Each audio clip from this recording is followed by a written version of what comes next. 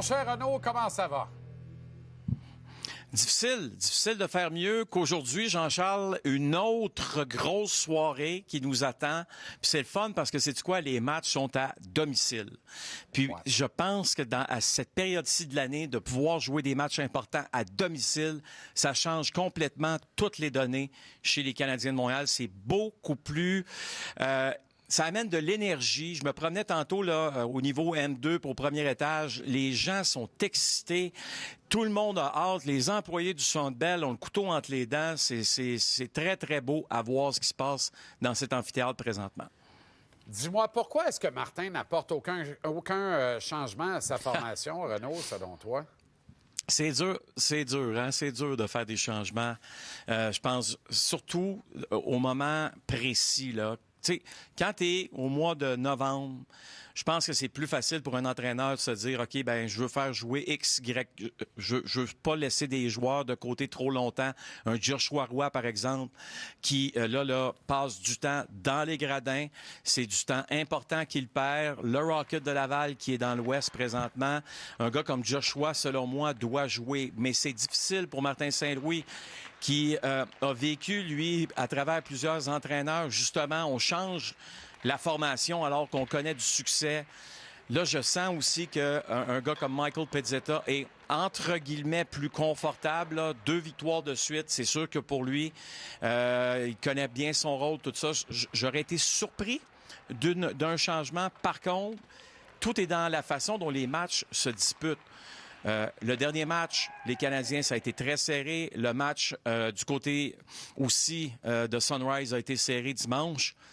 Tu sais, mais si le match de ce soir devient plus compliqué puis que les Canadiens doivent encore gagner par la peau des fesses, comme on dit, ou par la peau des dents, pas besoin de te dire que ce qui va arriver, c'est que il pourrait y en avoir des changements. Tu sais, un gars comme Oliver Kapanen ne sera pas ici en touriste, là. C'est pas vrai, Jean-Charles, là. Alors, mais on lui donne le temps de s'acclimater.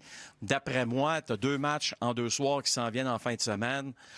On risque fortement de le voir, si c'est pas dans les 2 matchs, dans au moins un des 2 matchs. De ce qui a été relayé, qu'on a pu voir en vrac, là, c'est vraiment fragmentaire, mais c'est pas le même petit gars qu'on a vu dans les 12 matchs qu'il a joué ici avant de partir, là, la tête entre les 2 jambes vers la Suède. Moi, je suis curieux de le voir dans l'alignement. Tu sais, j'aime bien voir Heinemann sur le 2e trio, mais j'aimerais voir Kapanen éventuellement à la place de Pezzetta pour compléter Yoel Armia et Jake Evans. Et oublie pas une chose, Jean-Charles. Oublie pas comment c'était compliqué chez les Canadiens lorsqu'ils jouaient avec les Canadiens. C'est pas de sa faute. Mais défensivement, dans la zone défensive du tricolore, il y avait des problèmes, OK? C'est l'enfer. Là, lui, il arrive, il doit quand même s'acclimater aux changements qui ont été apportés. Il y a des petits changements qui ont été apportés pour simplifier le jeu en zone défensive, OK? C'est pas des changements majeurs, c'est beaucoup plus une question de positionnement. Il va devoir s'acclimater à ça parce que lui, quand il est parti, il vivait sur un autre modèle d'affaires, si tu veux. Là, il revient avec un nouveau modèle d'affaires. Il va devoir comprendre ce qui se passe sur la patinoire, mais je ne suis pas du tout inquiet pour Oliver Kapanen qui a l'appui, dis-toi une chose, Jean-Charles, de tous les dirigeants du Canadien de Montréal. Il y a 53 ans, Ken Dryden gagnait le trophée Calder, 1 an après avoir gagné la Coupe Stanley. Plus aucun joueur de la glorieuse épopée du Canadien n'a remporté le titre de recrue de l'année depuis ce temps-là. Et voilà qu'on va le faire 2 ans de suite. Hudson, cette année, s'est classé. Demidov l'an prochain, mais mon 2 là-dessus tout de suite. Mais on pourrait ajouter le trophée Selke. Il faut que Nick Suzuki soit considéré, Renaud, tôt ou tard. Bien, je suis content que tu en parles, Jean-Charles, parce que il doit faire partie des candidats. Est-ce que c'est lui qui le gagne? On va y revenir, mais on va montrer l'an dernier là, à quoi ça ressemblait le trophée Selke. Alexander Barkov a connu une saison exceptionnelle. Je ne suis pas capable de tenir les mêmes propos cette saison, pas parce qu'il est pas bon, mais c'est pas une saison à la hauteur. Puis on l'a vu dans le dernier match, on voit qu'il est blessé. Il n'a pas joué hier soir face aux Maple Leafs de Toronto. Donc, c'est une situation où tu as un joueur qui n'est pas à 100%, qui essaie justement de se faire valoir. Cette année, ça ressemble à quoi quand on regarde les candidats de l'an dernier et ceux de cette année? Moi, je vais te nommer 2 noms.